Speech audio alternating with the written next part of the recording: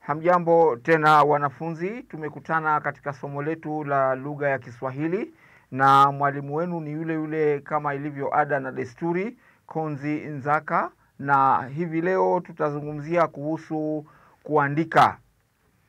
Na katika somo letu la kuandika tutazama katika topic ambayo inajulikana kama utungaji wa kiuamilifu, ambapo ni matangazo. Kwa hivyo kabla sijaenda kwa kina zaidi, ningependa niweze kujulisha lile somo ambalo tutalizungumzia katika ubao. Kwa hivyo somo letu ni Kiswahili.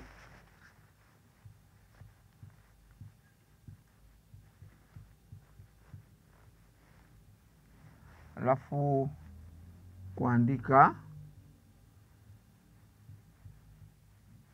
Alafu hapa ni somo la utungaji wa kiuamilifu.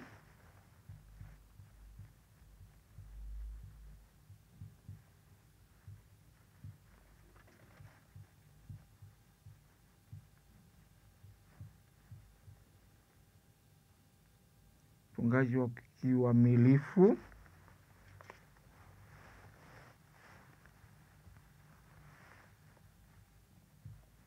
Alafu ni matangazo.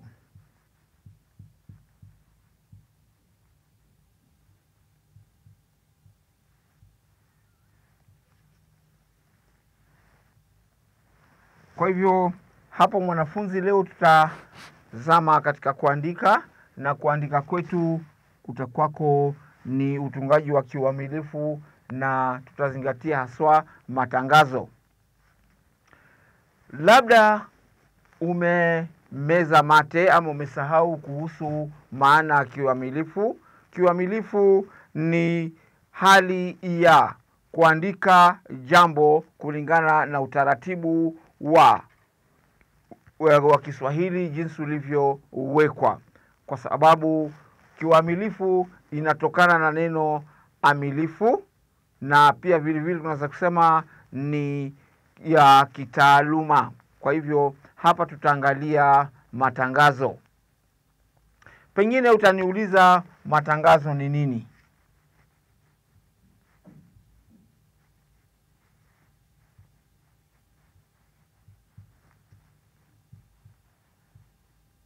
Matangazo ni nini? Matangazo kwa lugha fupi kabisa tunaweza kusema ni maandishi yanayotolewa kwa ufupi kuelezea jambo fulani.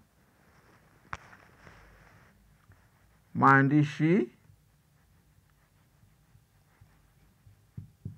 yanayotolewa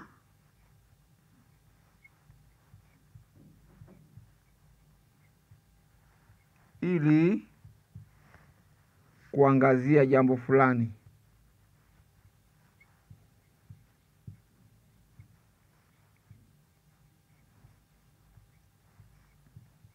Jambo fulani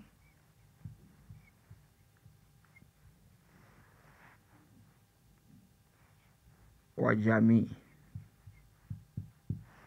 Kwa hivyo hiyo ndio maana fupi tu ya neno matangazo. Na mara kwa mara matangazo yanapotolewa huwa yako na dhima fulani, huwa yako na lengo fulani, huwa yako na jambo fulani ambalo wananchi ama jamii inataka kujulishwa kuhusu jambo hilo. Jambo lenyewe linaweza kuwa katika muktadha mbalimbali. Kwanza kabisa, jambo lenyewe ama tangazo lenyewe linaweza kuhusiana na tahadhari. Tangazo pia linaweza kuhusiana na kutangaza jambo jipya ambalo limetokea, na pia vile vile matangazo yanaweza kuwa yanagusia hali ya kumwelekeza mtu katika njia fulani. Kwa hivyo matangazo yako katika njia mbalimbali au mambo mbalimbali. Kwa hivyo hapo nitakuelezea malengo tofauti tofauti ya matangazo. Kwa hivyo tuangalie malengo ya matangazo.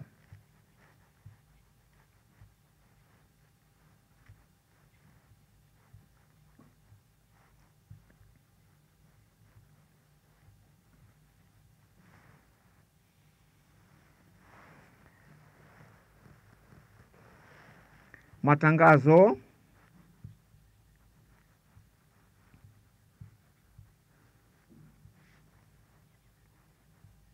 yako na malengo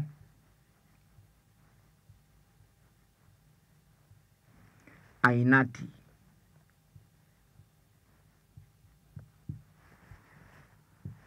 Ainati hapo namaanisha mbalimbali. Kwa hivyo nimekupatia msamiati mpya ambapo unaweza ukautumia. Kwa hivyo tutaangalia malengo haya. Kwa hivyo lengo la kwanza ni kutahadharisha.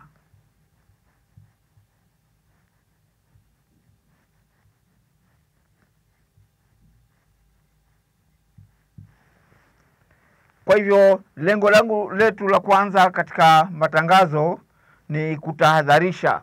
Na katika hii tahadhari, nikikukumbusha tu katika somo ambalo limepita tuliweza kuona tahadhari na tukaona tahadhari ni nini. Tahadhari ni kutoa hadhari, kumuonya mtu.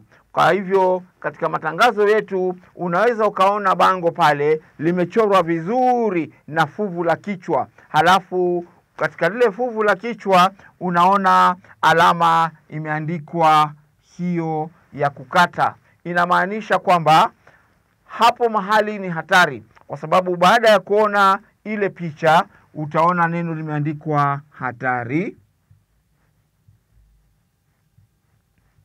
Kwa hivyo tunakutahadharisha wewe kama mpitaji njia katika hilo eneo, ama wewe kama mtu ambaye una nia ya kugusa pale. Kwa hivyo inakutahadharisha na kuambia ni hapo ni hatari, na iwapo utajaribu kugusa basi wewe utafariki, na kufariki kwako utabakia fuvu la kichwa kama vile lilivyochorwa pale. Kwa hivyo lengo letu la kwanza la matangazo ni tahadhari. Halafu lengo la pili la matangazo ni kutangaza bidhaa mpya.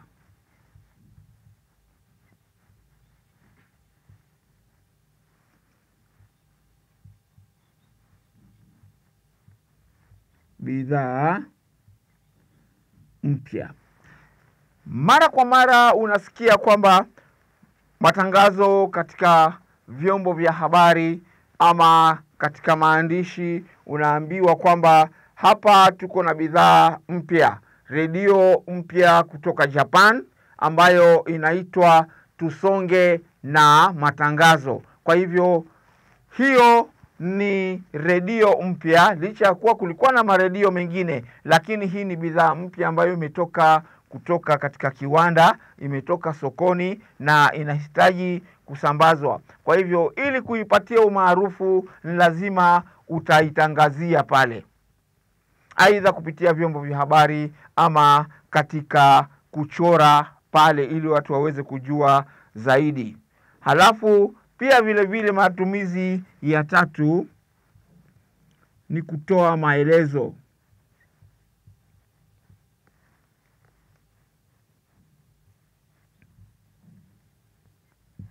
Unatoa maelezo kuhusu ujambo fulani. Kwa mfano, kwenye barabara zetu ambazo tunazitumia mara kwa mara, huwa tunapata maelezo. Tunaelekezwa kwamba kwa mfano hii barabara inapitia mahali fulani, ama pia vile vile unaambiwa hapa huwa kunapita mifugo. Kwa hivyo we mwendeshaji wa gari unapaswa kupunguza mwendo ili hata wale mifugo watakapotoka kwa ghafla hutaweza kusababisha ajali. Pia vile vile unaweza kuona matangazo yanakuambia ya kwamba hapa kuna shule na hapa kuna watoto huwa wanapita. Kwa hivyo wewe mtumiaji barabara, kwa aidha ni mwendeshaji wa gari, mwendeshaji wa pikipiki almaarufu bodaboda, unaambiwa ya kwamba hapa ni mahali ambapo watoto huwa wanapita. Kwa hivyo kila mara unapofika hapa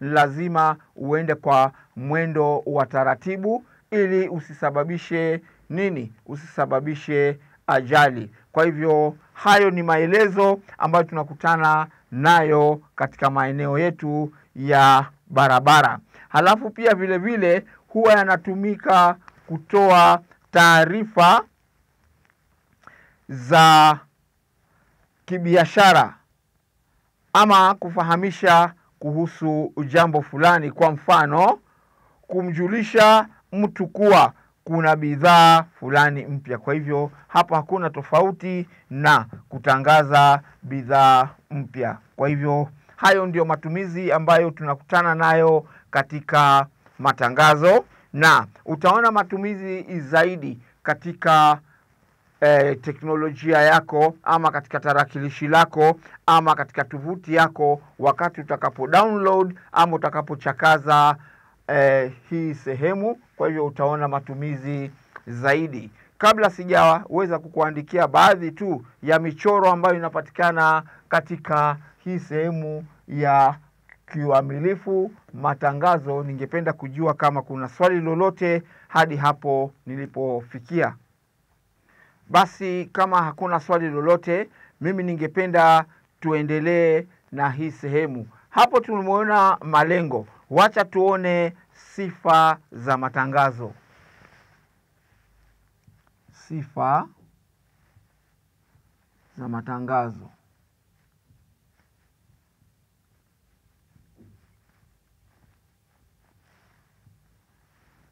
Sifa ni nini? Sifa ni jambo jinsi unavyoliona kwa sehemu ya nje, ama naweza kusema ni jambo kama unavyolitazama. Kwa hivyo sifa ni umbo la nje, ni muundo wa nje. Kwa hivyo wacha tuangalie ni vipi unavyoweza kutambua kwamba hili ni tangazo kwa kuliangalia ama kwa kulitazama.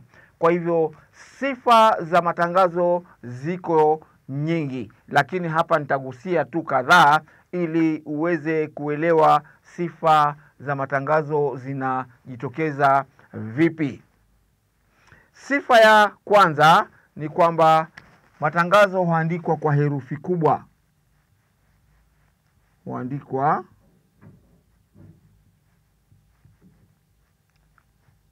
kwa herufi kubwa.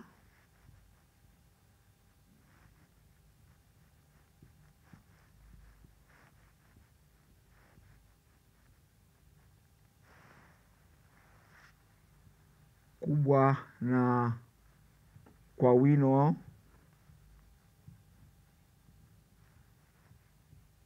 uliokolezwa.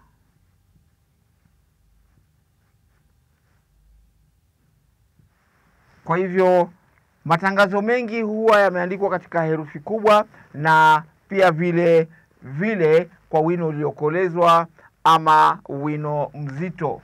Halafu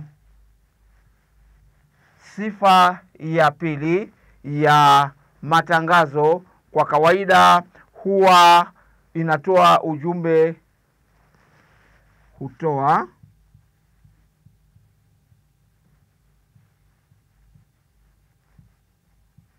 hutoa ujumbe kwa ufupi.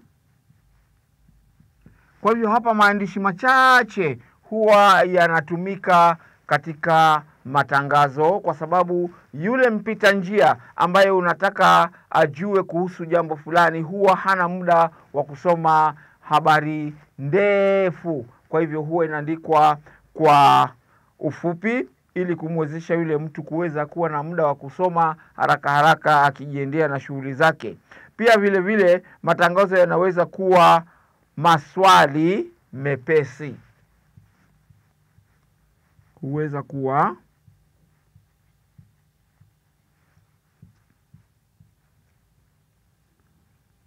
maswali mepesi.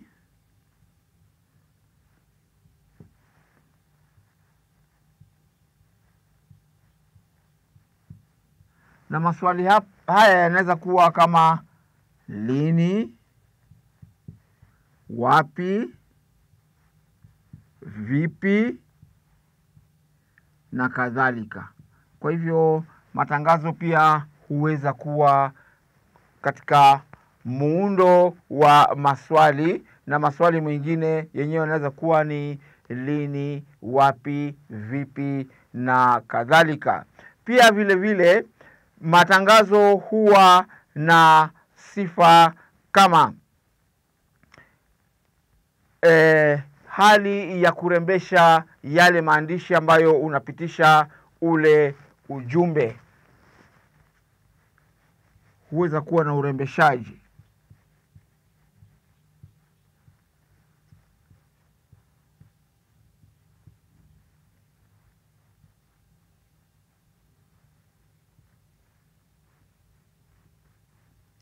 Urembeshaji kuhusu ujumbe fulani.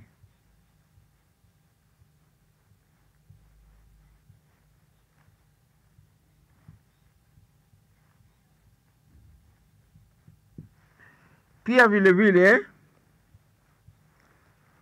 huweza kuandamana na michoro.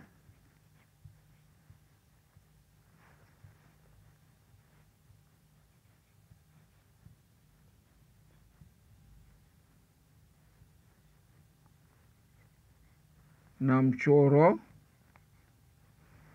au michoro. Kwa hivyo hizo sifa 5 ndizo zinaambatanishwa na matangazo. Kwa hivyo huwa kwanza huandikwa kwa herufi kubwa kwa wino uliokolea. Pia vile vile hutoa ujumbe kwa ufupi. Huweza kuwa katika hali ya maswali. Huweza kuwa na urembeshaji kuhusu ujumbe fulani, na ninaposema urembeshaji hapa ni katika hali ya maandishi au mazingira ya ule ujumbe unaotoa katika lile bango. Pia vile vile huweza kuandamana na mchoro au michoro. Kwa sababu hiyo, wacha tuone baadhi ya michoro ile ambayo inaweza kuhusishwa katika matangazo. Kwa mfano, mchoro wangu wa kwanza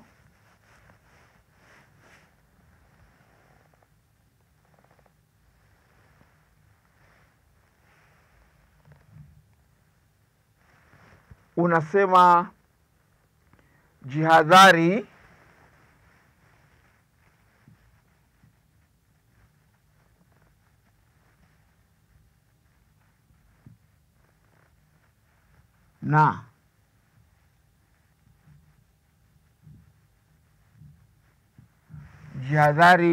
na ukimwi. Ukimwi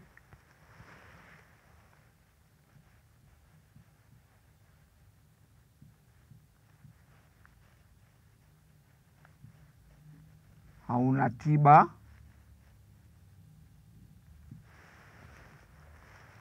Halafu pia vile vile naweza nikaongeza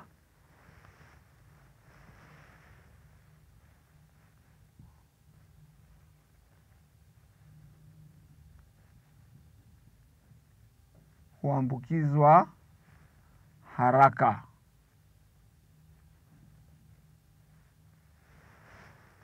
Kwa hivyo hapo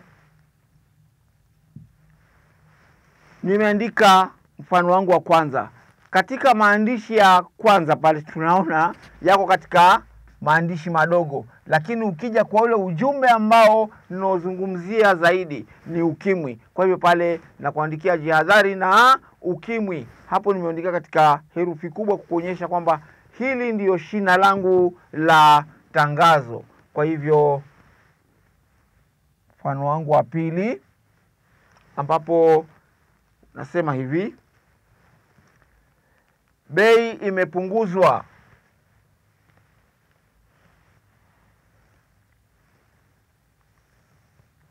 Bei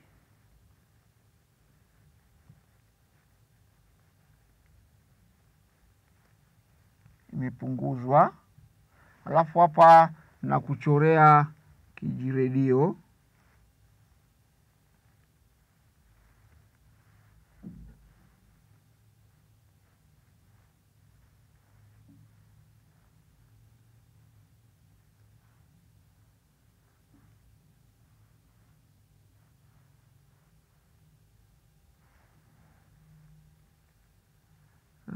hapa ni nyakaso, nyakaso ama aerial. Hii ni redio. Mimi si mzuri kwa kuchora, lakini na bila shaka utajua. Halafu redio nyingine na yenyewe inaiita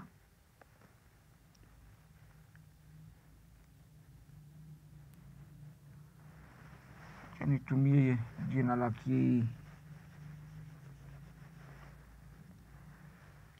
super sound.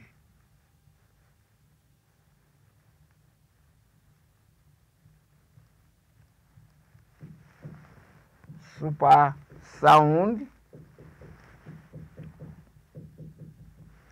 Mfano wangu wa pili ni bei imepunguzwa, na kutangazia kwamba bei imepunguzwa ili ukimbie kuweza kununua hii redio kabla haijaisha. Halafu kwa sababu msingi wangu wa ule ujumbe ni hii redio, nimeandika katika maandishi makubwa kama nilivyokuambia hapa kwamba huwa inaandamana na nini? Inaandamana na mchoro au michoro.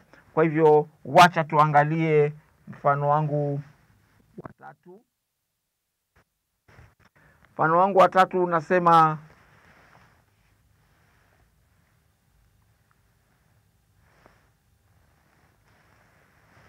wacha tuone mfano wa tatu ambao unasema sote tuna uthamini usafi wa jiji. Sote tuthamini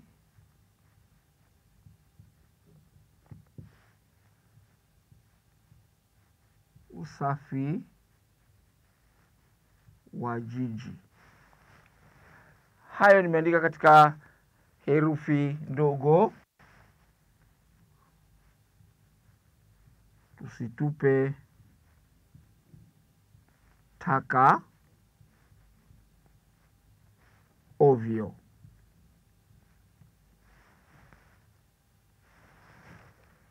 Kwa hivyo hapo nimekueleza sote tuthamini usafi wa jiji. Naanza kukurai kwanza na kutafadhalisha na kuambia basi sote tuthamini usafi wa jiji. Hapo na kurai na kutafadhalisha, halafu ule ujumbe wenyewe ni tusitupe taka ovyo. Kwa hivyo huo ni mfano wangu wa tatu. Sidhani kama kuna yeyote ambaye yuko na swali hadi hapo. Basi kama hakuna swali, wacha niendelee na kukuonyesha mfano kuambatana na zile sifa ambazo nimekuandikia hapa katika sehemu yangu ya mkono wangu wa kulia. Kwa hivyo hapa mfano wangu wa 4.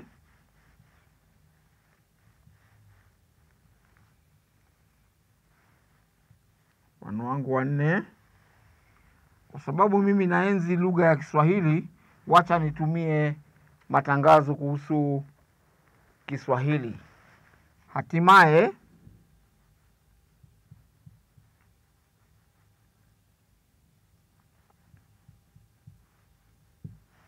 nakuandikia hapo. Hatimaye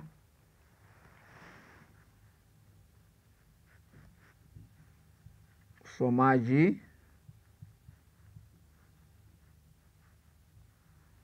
wa lugha ya Kiswahili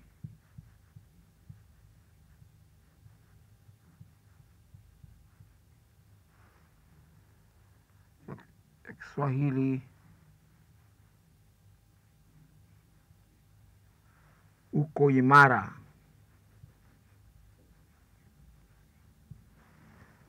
Hayo ni maelezo nimekueleza. Uko imara. Rindimo la lugha.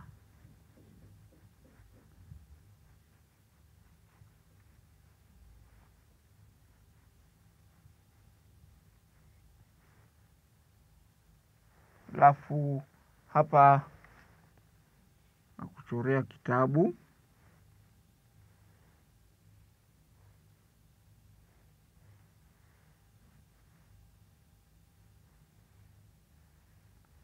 Nakwambia mimi si mchoraji mzuri sana hapo.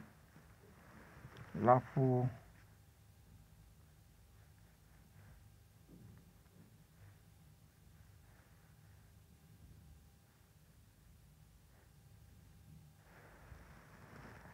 hapo chini ninakuandikia, nitaandika kwa ufupi tu, rindimo la lugha. Alafu hapo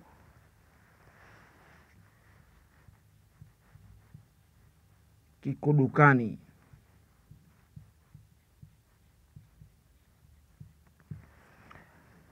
Nafikiria hapa nimekuambia kwamba huweza kuwa na urembeshaji kuhusu ujumbe fulani. Ninaposema hivyo kwa sababu sina wino ambao uko na rangi tofauti ama midadi tofauti. Hapa ningekuandikia hii sehemu kwa mazingira ya rangi tofauti, ni kuonyeshe kwamba hiki ndio kile kitabu ambacho nakizungumzia.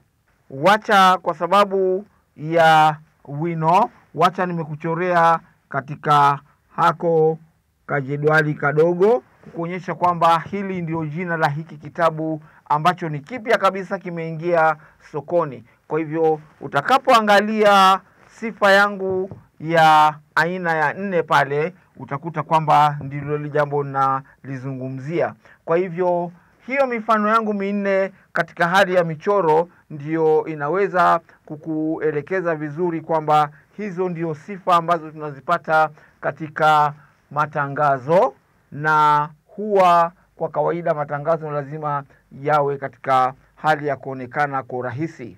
Kwa hivyo hadi hapo ndio tumefikia mwisho wa kipindi chetu cha leo. Hadi wakati mwingine tutakapokutana, ni mimi wako Mwalimu Konzi Nzaka nikisema kwaherini.